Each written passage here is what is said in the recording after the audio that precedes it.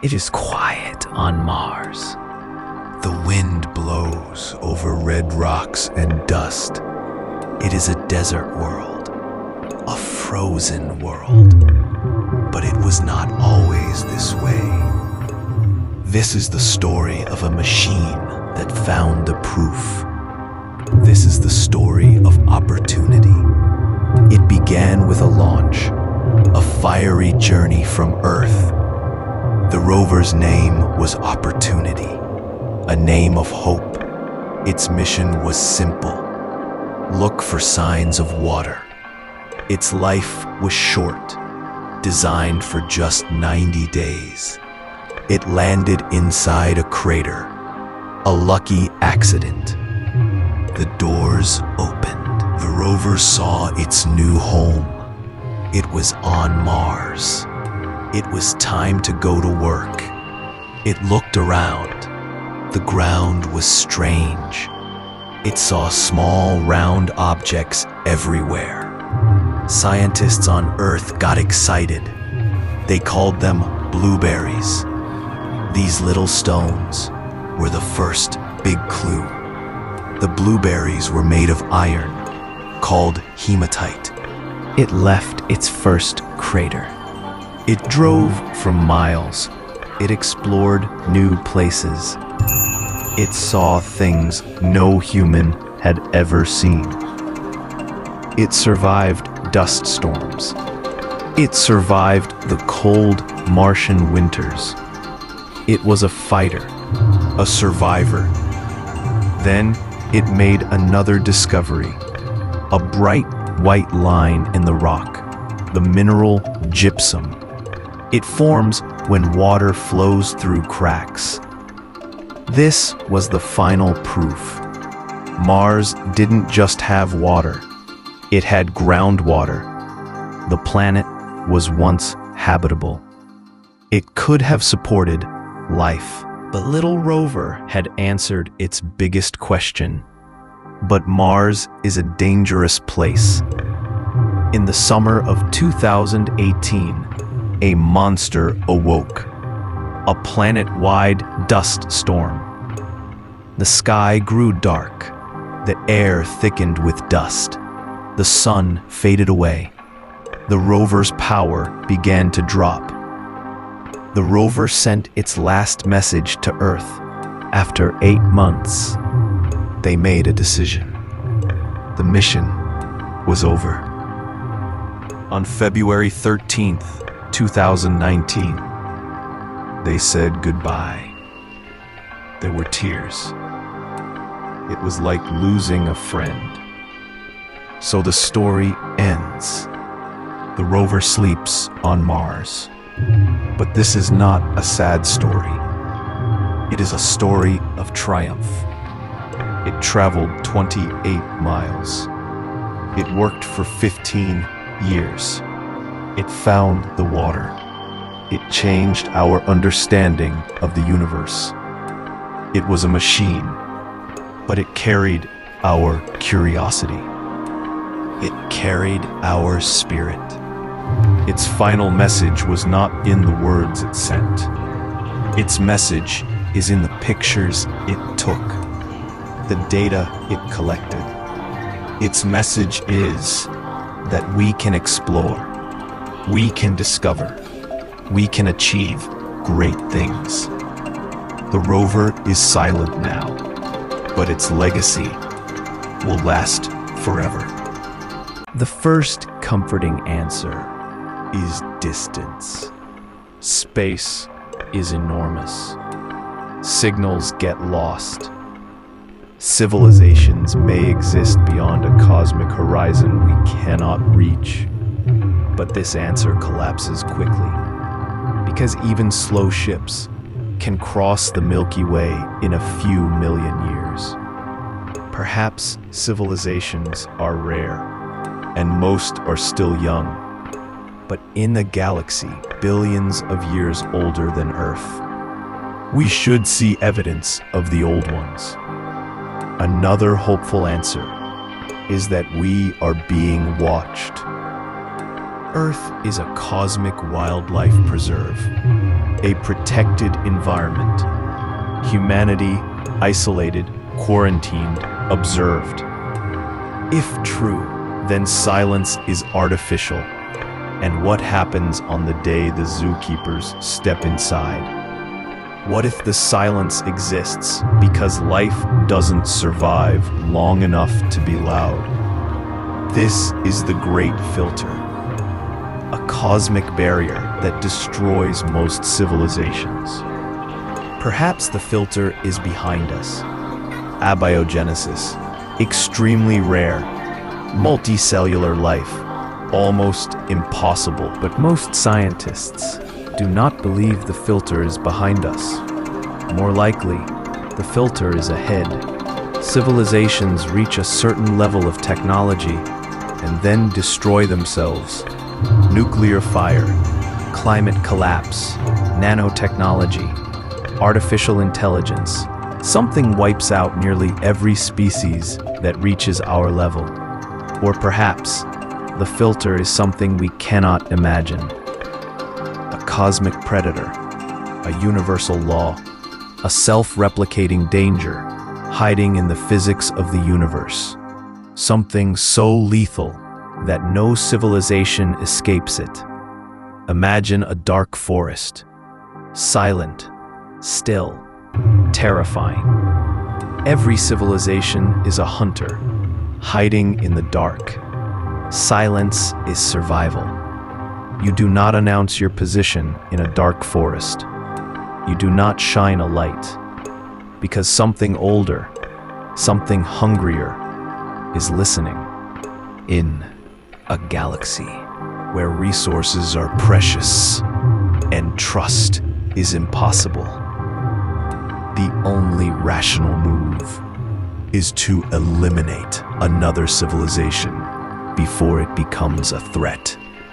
Attack preemptively, instantly, without warning.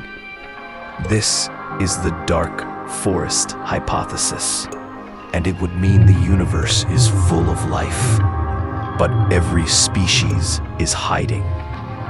For 100 years, we have been broadcasting our existence in a dark forest.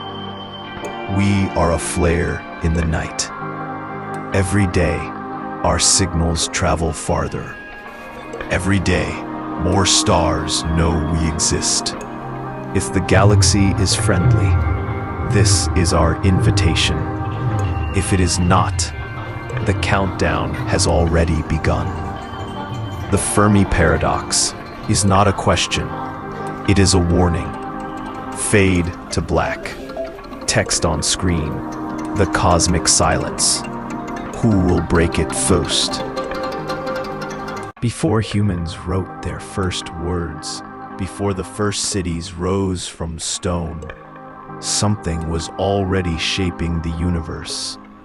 Invisible monsters, heavier than stars, swallowing light, bending space, and tearing matter apart. Black holes. For thousands of years, we saw only the stars, not the things that devoured them. In 1915, Albert Einstein introduced general relativity, a theory that reshaped our understanding of space and time. His equations predicted something so extreme that even Einstein himself didn't believe it. A place where gravity was so strong that nothing, not even light, could escape. He thought it was a mathematical mistake, but the universe was preparing to prove him wrong. In 1939, Oppenheimer and Snyder described the death of a massive star. The core collapses, gravity tightens, light slows, time stretches, and in the final instant, everything falls inward. Humanity still had no evidence, but these monsters were out there, waiting. In the 1960s, astronomers noticed a star behaving strangely. Cygnus X1, flickered with powerful X-rays. Something was tearing matter from a companion star, heating it to millions of degrees and feeding on it. Cygnus X1 became the first suspected black hole, a predator in the galaxy. At the center of the Milky Way, something even more massive lurked. Stars whipped around an invisible point at speeds of millions of miles per hour. Something too dense to see, too massive to comprehend. A supermassive black hole, 4 million times the mass of the Sun. Sagittarius A star, the anchor of our galaxy, the monster at the heart of the Milky Way. But the violence of the universe was not limited to black holes. So, in 1912, Victor Hess rose into the sky in a balloon carrying scientific instruments. The higher he went, the stronger the radiation became. 5,000 meters stronger, 7,000 stronger, 9,000, nearly triple the strength at the ground. He discovered cosmic rays. The Earth was being hit by particles from deep space. Some traveled near the speed of light. Some carried the energy of a fastball, compressed into a single atomic particle, a reminder that the universe is far from peaceful. The most powerful cosmic rays, your body stretches into a thin, fragile strand. Atoms tear apart. Matter elongates like spaghetti. This process has a name: spaghettification. A brutal, elegant end. At the center lies the singularity, a point of infinite density, where our understanding of physics collapses. Is it truly the end of everything? Or is it a doorway to something else? We still don't know. But black holes are not just destroyers. They are engines. A spinning black hole is the most powerful energy source in the universe, more efficient than fusion, antimatter, or any human technology. An advanced civilization could harness this energy for billions of years. And there may be even stranger versions of black holes. Some theories suggest the early universe formed tiny black holes the size of atoms, but with the mass only black holes will remain. But even they will eventually evaporate through Hawking radiation, disappearing into darkness. In the end, everything in the universe will fall silent. A vast, empty cosmos with nothing left but the memory of stars, the echo of cosmic rays, and the ghosts of ancient black holes. These invisible monsters shaped the universe, and they will shape its final moments. The universe began in darkness, and one day, everything returns to it. When you stare into this abyss, you are not looking at emptiness. You are looking at history, at ghosts of ancient suns, long dead, each a monument to the quiet violence of the cosmos. This tiny patch of sky is less than 1/30,000,000th of the visible universe, and yet it holds over 10,000 galaxies. If this is the universe, where is everyone? There are around 2 trillion galaxies. Our Milky Way alone holds 400 billion stars, a cosmic lottery so vast that life should be common. Civilizations should be ancient, Empires should be everywhere. In 1950, over a casual lunch, physicist Enrico Fermi asked the question that now terrifies astronomers. If intelligent life is probable, why does the universe look abandoned? This is the Fermi paradox, and its answers range from the hopeful to the horrifying. Humanity once believed Earth was chosen, sacred, singular. But science has stripped away that comfort. Our star is average. Our planet is ordinary. Our elements are the universe's leftovers. Life thrives on the simplest elements found everywhere. The universe is not hostile to life. It is built for it. With hundreds of billions of planets and billions inhabitable zones, life should not just exist. It should be abundant. This is the first layer of the paradox. The numbers demand company. In 1961, Frank Drake tried to estimate how many civilizations exist in our galaxy. His equation breaks reality into 7 pieces: star formation, planets, habitability, life, intelligence, technology, longevity. Plug in the optimistic numbers, and you get thousands of civilizations. Plug in conservative numbers, and you still get dozens. Even under pessimistic assumptions, the galaxy should be alive with engineered suns, harnessed stars, artificial worlds. This silence is unnatural. The universe is 13.8 billion years old. Earth is 4.5 billion. Humans have existed for just 300,000 years. If intelligence emerged anywhere else, even 1,000,000 years earlier, they would be gods to us. If life is common, we should be living in the ruins of ancient galactic empires. But we see none of it. Not a whisper, not a shadow.